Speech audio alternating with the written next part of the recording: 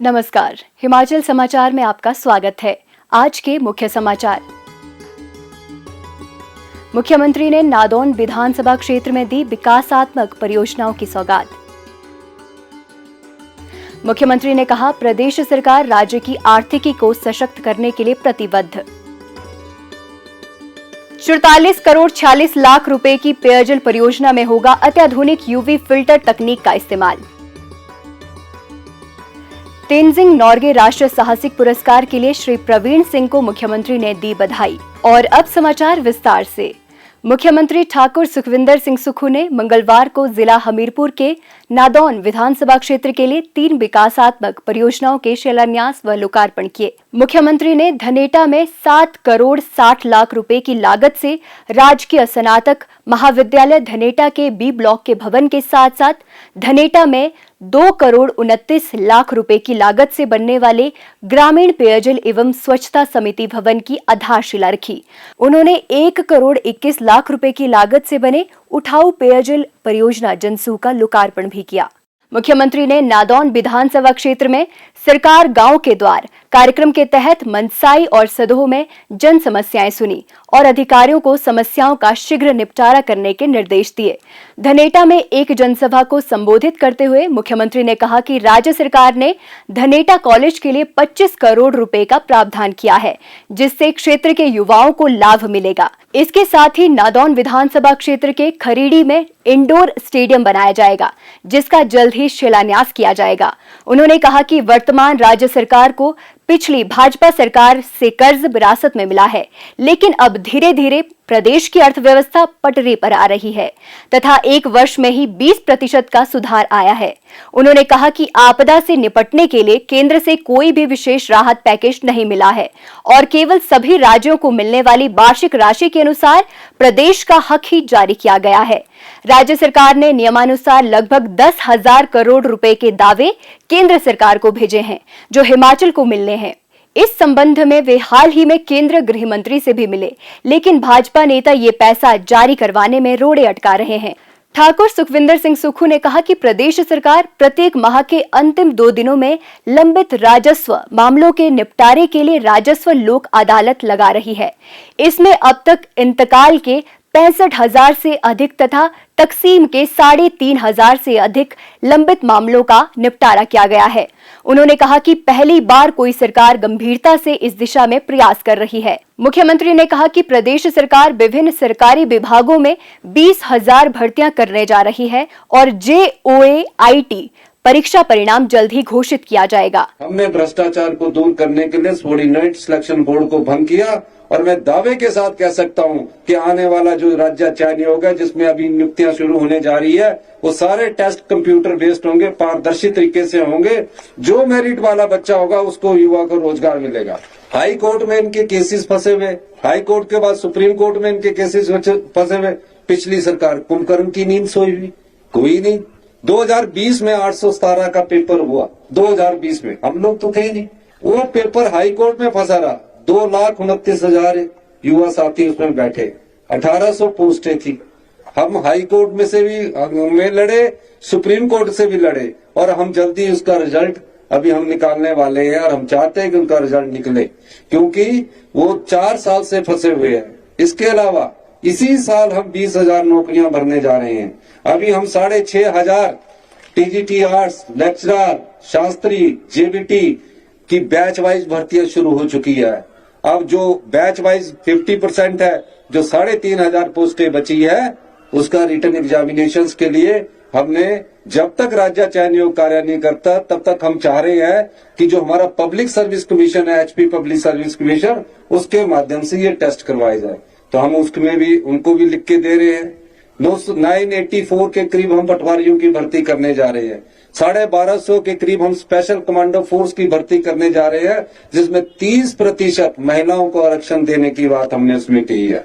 अभी हम 261 वन मित्र की भर्ती करने जा रहे हैं। पहले बैच में हम 9,000 के करीब IPH में पैरा fitter, pump operator, multipurpose workers, इन सब की नियुक्ति करने जा रहे हैं। सरकारी क्षेत्र में हम उतने रोजगार नहीं दे सकते, लेकिन हम रोजगार को स्वरोजगार में बदल सकते हैं। अभी हमने 1000 ई इलेक्ट्रिकल व्हीकल्स के परमिट जारी किए। उस ई इलेक्ट्रिकल व्हीकल में जो भी साथी ने अप्लाई किया होगा, युवा साथी ने, उसको अगर 10 लाख की गाड़ी होगी तो हम 5 लाख रुपया देंगे और उसकी गाड़ी को 500 गाड़ियों को हम सरकारी क्षेत्र में लगाएंगे और उसको महीने का कम से कम 40,000 रुपया ई व्हीकल के रूप में मिलेगा।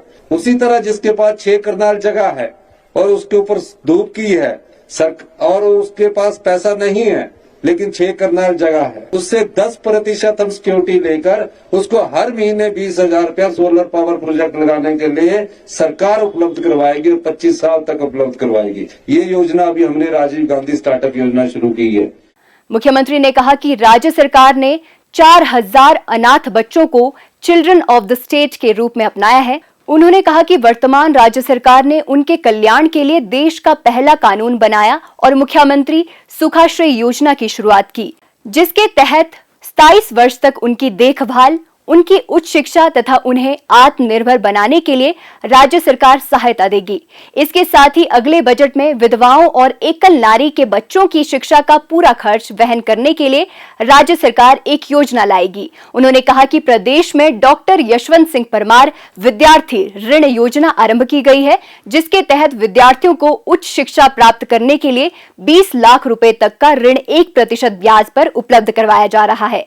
मुख्यमंत्री ठाकुर सुखविंदर सिंह सुक्खू ने आज जिला हमीरपुर की नादौन विधानसभा क्षेत्र के लिए 4 विकासात्मक परियोजनाओं की आधारशिला रखी। उन्होंने नादौन शहर के लिए 24 घंटे पेयजल की सुविधा उपलब्ध करवाने के लिए 44 करोड़ 46 लाख रुपए की लागत से बनने वाली परियोजना का शिलान्यास किया।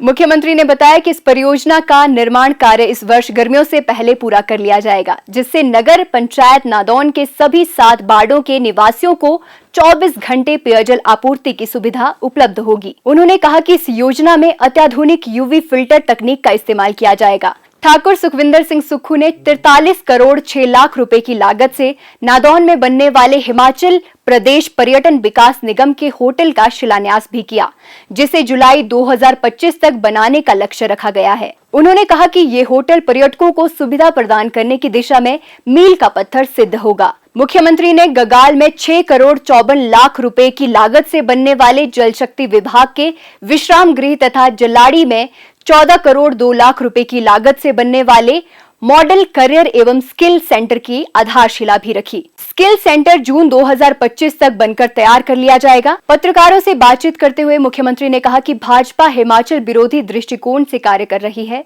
और सकारात्मक विपक्ष की भूमिका निभाने में नाकाम रही है। जो भारतीय जनता पार्टी के नेता है, जो हमारी क्लेम को रुकवा रहे हैं, उस क्लेम को मत रुकवाएं। वो हिमाचल के लोगों की हित की बात है। जब आपदा आई, आपदा में जो हमें उन्होंने मदद की जो बात कर रहे हैं वो तो बजटरी है। वो आपदा आती भी तो भी एनडीआरएफ के हमारे को 180 करोड़ मिलते, वो दिसंबर की किस्त पहले दे दी और कोई स्पेशल रिलीफ तो उन्होंने दिया नहीं है।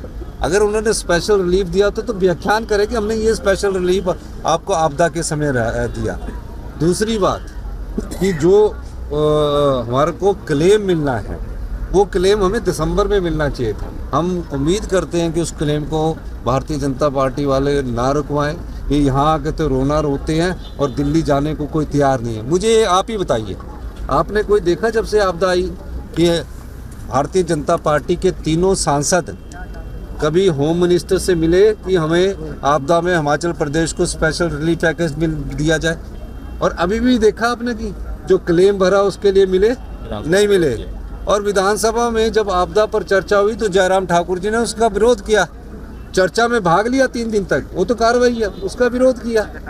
तो ये मुझे समझ नहीं आ रहा कि किस प्रकार की विपक्ष की राजनीति कर रहे हैं। राजनीति में चुनावों में वोट डालने का अधिकार मतदाता को है, अपने मर्जी से वोट डाले, वो अलग बात है। लेकिन जहां हिमाचल के लोगों पर मुसीबत आ रही है, हिमाचल पर आपदा आई है, ये लोग आपदा प्रभावित लोगों के साथ नहीं खड़े हैं। ये तो मुझे लगता है हिमाचल विरोधी बन चुके हैं। ये सोच रहे कांग्रेस विरोधी नहीं, सरकार तो आप दोनों लोगों द्वारा चुनी गई है, तो इनको विरोध नहीं करना चाहिए, इनको हिमाचल के लोगों के साथ खड़ा होना चाहिए। ठाकुर सुखविंदर सिंह सुक्खू ने कहा कि केंद्र सरकार के उपक्रम वाटर सेस का विरोध कर रहे हैं। इसके साथ ही बीबीएमबी के 4300 करोड़ रुपए केंद्र सरकार के पास फंसे हैं, जिसे केंद्र सरकार जारी नहीं कर रही है। उन्होंने कहा कि लुहरी, सुन्नी तथा धौला सिद्ध जल विद्युत परियोजनाओं में हिमाचल प्रदेश के हितों का ध्यान नहीं रखा गया और प्रदेश के हितों को पिछली भाजपा सरकार के कार्यकाल में बेचा गया। इससे पूर्व मुख्यमंत्री ठाकुर सुखविंदर सिंह सुक्खू ने सेरा विश्राम गृह में जन समस्याएं सुनी और अधिकारियों को शीघ्र निपटारा करने के निर्देश दिए। मुख्यमंत्री ठाकुर सुखविंदर सिंह सुक्खू ने श्री प्रवीण सिंह को तेंजिंग नॉर्गे राष्ट्रीय साहसिक पुरस्कार 2022 से सम्मानित होने पर बधाई दी है। राष्ट्रपति श्रीमती द्रौपदी मुर्मू द्वारा ये पुरस्कार उन्हें मंगलवार को नई दिल्ली में प्रदान किया गया। कांगड़ा जिला से संबंधित श्री प्रवीण सिंह बीएसएफ में ASI के पद पर कार्यरत हैं। श्री प्रवीण सिंह माउंट एवरेस्ट और माउंट कंचनजंगा को 2 बार फतेह करने के साथ साथ 20 से अधिक हिमालय चोटियों पर सफलतापूर्वक पर्वतारोहण कर चुके हैं। मुख्यमंत्री ने कहा कि साहसिक खेलों में प्रवीण की उल्लेखनीय उपलब्धियां दूसरे लोगों के लिए प्रेरक हैं और सभी को कड़ी मेहनत तथा समर्पण के बल पर अपने क्षेत्र में उत्कृष्टता हासिल करने के लिए प्रोत्साहित करती है। हिमाचल समाचार देखने के लिए सब्सक्राइब करें यूट्यूब चैनल हिमाचल समाचार, फॉलो करें x@DPRHP, लाइक करें Facebook page information and public relations department Himachal Pradesh, follow करें इंस्टाग्राम @DIPR हिमाचल, विजिट करें वेबसाइट www.himachalpr.gov.in। इस अंक में इतना ही, कल फिर होगी मुलाकात। दीजिए इजाजत, नमस्कार।